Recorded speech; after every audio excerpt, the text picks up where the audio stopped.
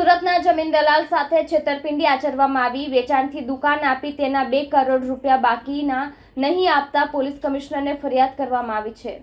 મળતી વિગતો અનુસાર ફરિયાદી દીપક યશવંતભાઈ પટેલ રહે Sangeeta Sarita apartment new Rander road Surat દ્વારા આજે સુરત પોલીસ કમિશનરને ફરિયાદ કરીને મીડિયા સમક્ષ નિવેદન આપતા જણાવ્યું હતું કે આ કામના આરોપી જેઓના વેવાઈ થવા હોવાના સંબંધમાં ફરિયાદીની માલિકીની દુકાન number 11-12 Ratan Park Apartment Adajan Patiya પાસે આવેલી છે, જે દુકાનની વેચાણ 5 કરોડ 11 લાખમાં વેચવાનું નક્કી કરાયું હતું, જેના અમુક રકમ ચેકથી અને અમુક રોકડથી આપવામાં આવ્યા હતા અને બાકીના પૈસાની ઉઘરાણી કરતા સંબંધમાં વેવાઈ થતા હોવાને આટલા પૈસા આપ્યા છે તો બાકીના પણ આપી દઈશું તેવો વિશ્વાસ કેળવ્યો હતો અને ફરિયાદી કેનેડા જતા રહ્યા હતા, પરંતુ અત્યારે હાલ પૈસાની જરૂર હોવાથી પૈસાની ઉઘરાણી શરૂ કરાતા રોહિત રમણભાઈ પટેલ દ્વારા પૈસા આપવાનો ઇનકાર કરી છેતરપિંડી કર્યાનું માલુમ પડતા હવે સુરત કમિશનર ફરિયાદ કરીને બાકી નીકળતા 2 કરોડ રૂપિયા તેમને પરત મળે તે માટે રજૂઆત કરી છે। ત્યારે આરોપી પાસે અનેકવાર ઉઘરાણી કરવા છતાં પણ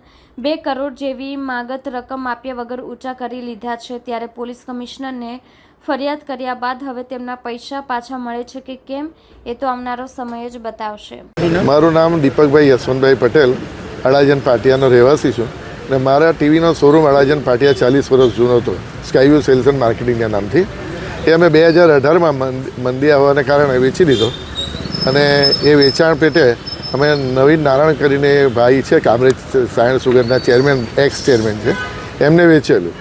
એમને વેચાણ કરતી વખતે ખબર પડી કે અમારા જે દીકરાના એન્ગેજમેન્ટને લગ્ન કરવાના છે તે વેવાઈના સગા છે લોકો, તો એ લોકો અમારી સાથે ઇન્વોલ્વ થયા કે હવે તમારા વેવાઈ સાથે અમે પૈસાનો વ્યવહાર કરશું તો વાંધો નથી ને, તો અમે કીધું સારું।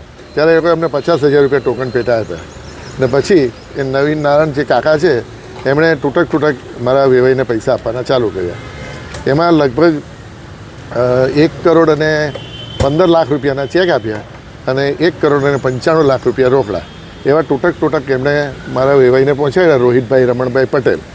એ રોહિતભાઈ રમણભાઈ પટેલ સાથે અમારે વર્ષમાં ડિવોર્સ થયા મારા દીકરાના।